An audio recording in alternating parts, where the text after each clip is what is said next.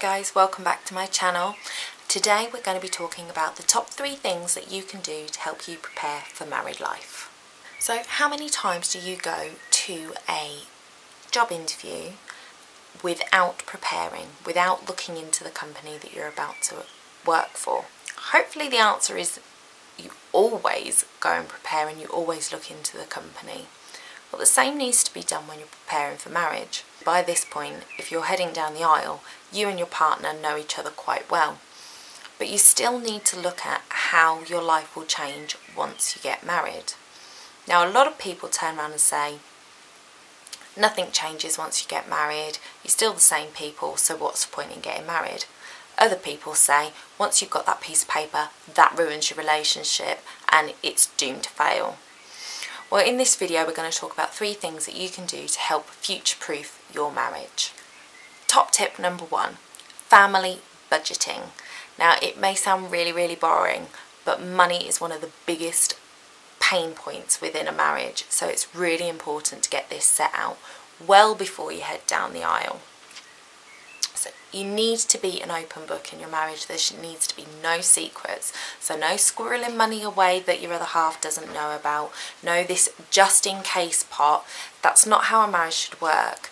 If you two are being together, living together, and your finances need to come together. Now this doesn't mean that you have to have the same bank account. You can have your separate bank accounts, but you need to be fully aware of the financial situation that your partner is in. It's the only way you can go forward. Have a look at it. What are your family finance goals? Do you own your own home? Do you want a bigger home? Do you want a smaller home? Do you want to move to a better area? What sort of situations are going to come up in the next 5 to 10 years that you need to plan for with your money? How have you both managed your budget so far? So has it been that although you live together, you've both got very separate bank accounts, one person pays for the mortgage, the other pays all the bills? Sit down and talk about how your finances have worked so far and how they need to change or how you need to modify them once you get married. One book that I read that I highly recommend above all others to help you work out your individual finances and how to prepare those, and then coming together how to look at your joint finances, is a book called I Will Teach You to Be Rich by Ramit Sethi.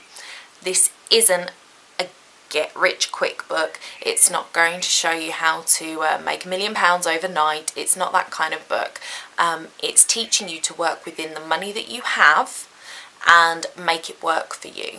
So he goes into detail about the percentages that you should be looking at of what you should spend on mortgages, your bills, and guilt-free spending money. So I read this book and it changed my life. I managed to get myself out of debt with no help from my family, which I've done before. I have always fallen back on the bank of mum and dad, well, the bank of dad at any rate. And he's helped me out so many times over the years. But it doesn't help when people dig you out yourself. They always say you've got to get yourself out of these situations to really appreciate where you've been. And I've managed to get myself out of credit card debt. I paid off my car loan, and you know, the future is looking a lot brighter because I know exactly how much money I can spend each month on the things that I want. And when that money's gone, it's gone. So I really highly recommend that book. So I will link it in the comment section below. Do go and grab it. It's not an expensive book, but it might just change your life. Step 2, your housing situation. So you might already live together, as we said earlier, but this still applies to you. Are you both happy where you are? Is this house that you're in your forever home? I know for me and my partner, this is not our forever home. We don't want to be here until the day we die.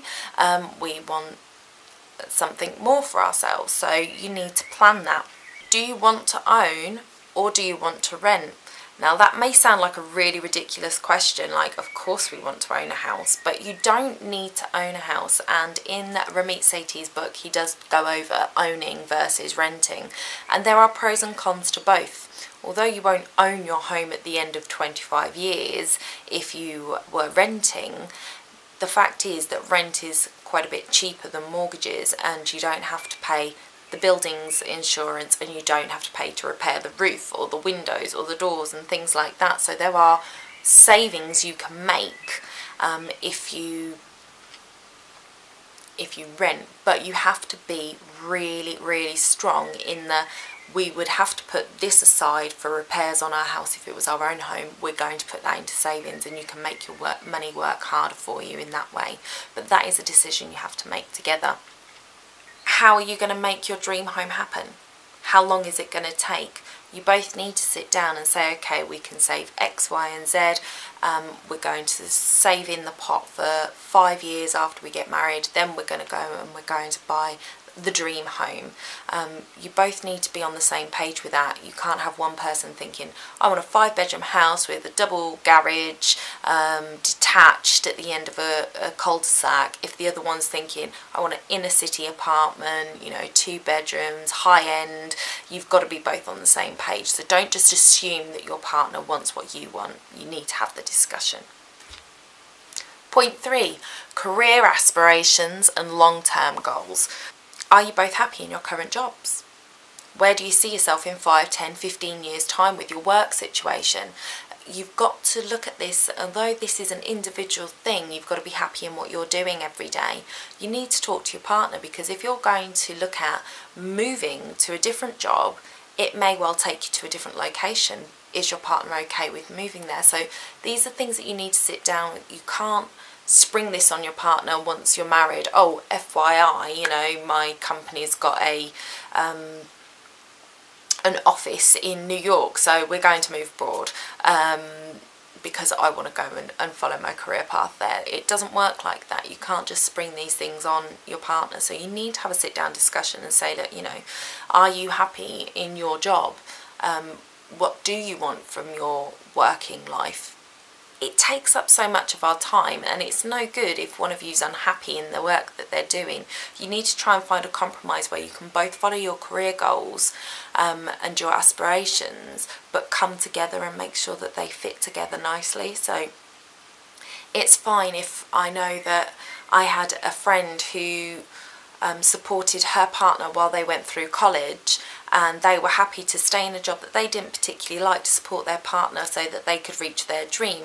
And then once their partner reached that goal and was in that career, she was able to take some time back and do something that she wanted. So sometimes it is give and take. It doesn't mean that you're both going to get there at the same time, and there are sacrifices you may have to make for one another, but you both need to know that they're going to come up, and those sacrifices are going to need to be made, and you need to make that choice to make them together rather than it be forced on you. So have a conversation about where you want your career to go and the long-term goals for your working life.